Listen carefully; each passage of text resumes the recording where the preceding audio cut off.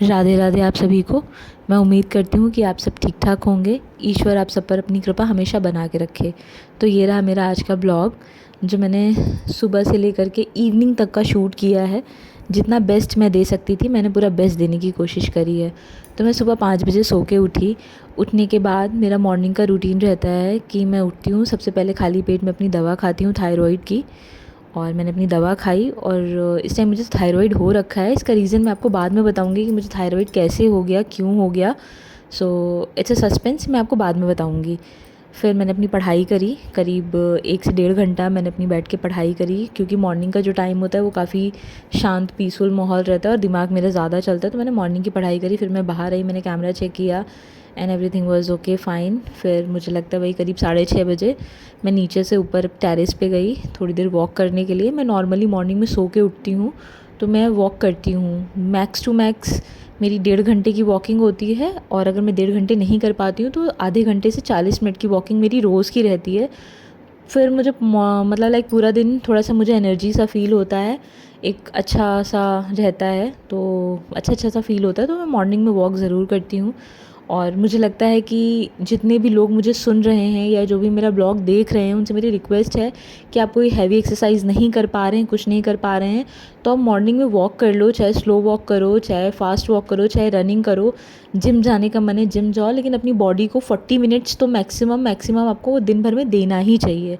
Sorry, minimum 40 minutes आपको देना ही चाहिए। मैक्सिमम आप 1.5 घंटे से पौने 2 घंटे की भी एक्सरसाइज कर देते हैं, लोग कर देते हैं, या फिर आपको करनी चाहिए। ठीक है, सॉरी थोड़ा सा गड़बड़ बोल दिया मैंने। लाइक 40 मिनट मिनिमम आपको देना चाहिए अपने शरीर को। और अगर आप 40 मिनट भी नहीं दे पा रहे हैं तो आधे घंटे दे दो, 15 मिनट दे दो, पर वॉकिंग किया करिए, रनिंग करिए। फिर मैं वॉकिंग के साथ साथ मैं कोशिश कर रही थी कि मैं सीनरी भी रिकॉर्ड करते हुए चलूँ। और हम जो है आसपास का व्यू, क्योंकि सुबह का जो व्यू होता है वो बहुत ही सुंदर होता है और morning is peaceful and very beautiful. Then suddenly I notice कि सामने मुझे एक बंदर दिखा, छोटू सा बंदर था, और वो मेरे बिल्कुल सामने वाले घर में एकदम उधम काट रहा था। एंड फिर उसने पूरा उधर सब गिरा विरा दिया, कपड़े का स्टैंड, फिर उनके पेड़ प्लांट्स तोड़ तोड़ के खाने की कोशिश कर रहा था। फिर उधर से फुदकते हुए वो इधर आ गया। अभी आप देखिएगा थोड़ी देर में वो वहाँ से खा पी करके इसके बाद फिर वो इधर से चल के उधर सामने जाएगा। फिर वो वहाँ पे गया, फिर वो नीचे उतरा। नीचे उसने फिर खुद ही को शीशे में देखा और डर गया। फिर वो वापस आ कर के वापस से उसी पे बैठा। फिर मैं इधर आ रही थी, फिर बार बार पता नहीं कि मेरा कैमरा सूरज को रिकॉर्ड कर रहा था। इतना प्यारा आ रहा लग रहा था सूरज, इतना प्यारा लग रहा था उगता हुआ बारी बारी से, तो मेरा तो दिल ही आया जा रहा था उस पर। तो मैं बार बार मेरा कैमरा घूम घूम के ना सन की तरफ जा रहा था and I use to record it. और मुझे वो बहुत अच्छा, बहुत सीनिक व्यू लग रहा था, तो फिर मैं उसे बारी बारी से रिकॉर्ड करते हुए जा रही थी। फिर मैंने इधर थोड़ा सा बैक साइड में भी फिर मैंने अपना गार्डन रिकॉर्ड किया। इस गार्डन में मेरी कोई मेहनत नहीं है, ये पूरी खेती पापा जी करते हैं और उन्हें बहुत मज़ा आती है। उनका मॉर्निंग का रूटीन होता है प्रॉपर, वो पूरा उसको अच्छे से खेती बाड़ी उसकी बढ़िया से करते हैं। फिर मैंने देखा ये कौवा, इसने पता नहीं क्या मसला था मुझसे, ये फुदक फुदक के, मैं चल रही वॉक कर रही, मैं जैसे जैसे आगे बढ़ रही फुदक फुदक के आगे जा रहा। थोड़ा सा उधर आगे जाए फिर वो फुदक के उधर जा रहा, फिर उधर से फुदक के इधर आ रहा। जितनी देर मैंने छत पे वॉकिंग करी है, I don't know what's wrong with this कौवा, ये मेरे एकदम पीछे पीछे पीछे पीछे आगे पीछे फुदक फुदक के इसने जो है एकदम से। फिर मैं नीचे आई, फिर मैंने अपने थोड़े से गमले को शूट करने की कोशिश करी। बगल में पोर्च था, पोर्च को रिकॉर्ड किया। फिर जो है मुझे लगा कि शायद मैंने आज थोड़ा बेटर रिकॉर्ड किया होगा, आई होप। ये तो आप ही लोग बताएंगे मुझे। तो फिर मैंने इसको रिकॉर्ड करने के बाद से फिर मैं इधर आई। अच्छा हाँ, हमारे यहाँ हमेशा ना पक्षियों के लिए पानी और दाना डाला जाता है या चावल डाले जाते हैं। फिर मैं किचन में आई, मैंने अपने लिए नींबू पानी बनाया। फिर इसके बाद नींबू पानी पीने के बाद से फिर मैंने नारियल पानी और थोड़े से सोक्ड आलमंड्स एंड अखरोट और किशमिश खाती हूँ मैं मॉर्निंग के रूटीन में। ये मेरा मतलब रोज़ का है कि सुबह मुझे इतनी चीज़ खानी ही खानी है। तो फिर मैं मॉर्निंग में ऊपर से वॉक करके आती हूँ, तो मैं फिर किचन में आकर के ये करती हूँ। फिर मैं आई ड्राइंग रूम में, मैंने 10 मिनट पीसफुली बैठी, थोड़ा बाहर का मौसम देखा। मैंने ज़्यादा कुछ नहीं रिकॉर्ड किया क्योंकि ये 10 मिनट मेरे अपने होते हैं, तो फिर मैं अपने आप को दिया। फिर मैं नहाने चली गई।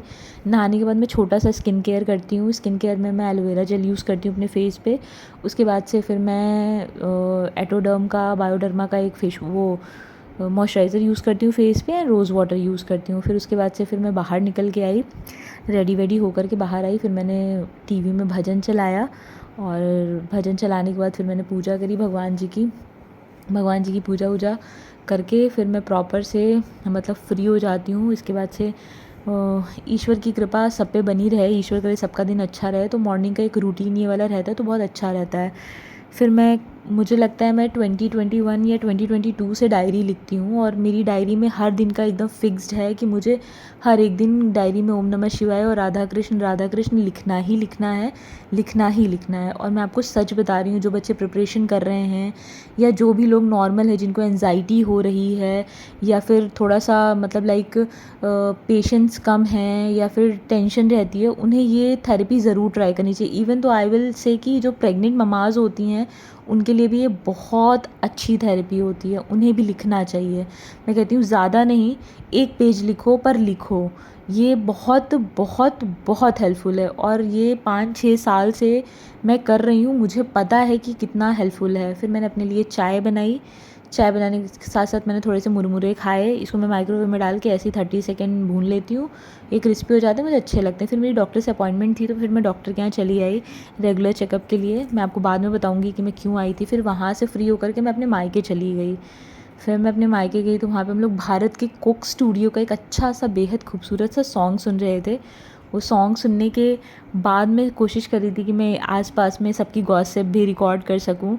गॉसिप में क्या मतलब, भैया-वैया थे तो वो उसमें कमेंट्री कर रहे थे, और फिर मैंने सबको रिकॉर्ड करने की कोशिश करी। एक्चुअली बैठे तो सब थे, पर मैं सबको रिकॉर्ड इसलिए नहीं किया, मतलब मैंने शो नहीं इसलिए किया फेस, क्योंकि they are not so comfortable to show their face, that's why. तो इसलिए मैंने अभी तो यहाँ पे शेयर डाल दिया है, बट मैं फ्यूचर में जब वो लोग कंफर्टेबल हो जाएंगे और आप लोगों की तरफ से मुझे थोड़ा सा सपोर्ट और प्यार मिलेगा, तो डेफिनेटली मैं सबके फेसेस भी रिवील कर दूँगी। फिर हमने घर पे करीब 1-2 घंटा 3 घंटे बहुत मस्ती करी। मस्ती करने के बाद से फिर मैं वहाँ से निकल के घर आ गई थी, और फिर इसी तरह से मेरा ऑलमोस्ट शाम तक का पूरा दिन कवर अप हो गया। फिर मैंने थोड़ा सा बुद्धा जी को रिकॉर्ड किया। ये मेरी भाभी की बेटी है छोटी सी, और इसने, अगर आप लोगों को मेरा आज का ब्लॉग पसंद आया है तो प्लीज़ मेरे चैनल को लाइक करिए, कमेंट करिए और प्लीज़ मेरे चैनल को सब्सक्राइब करिए। Thank you so much for your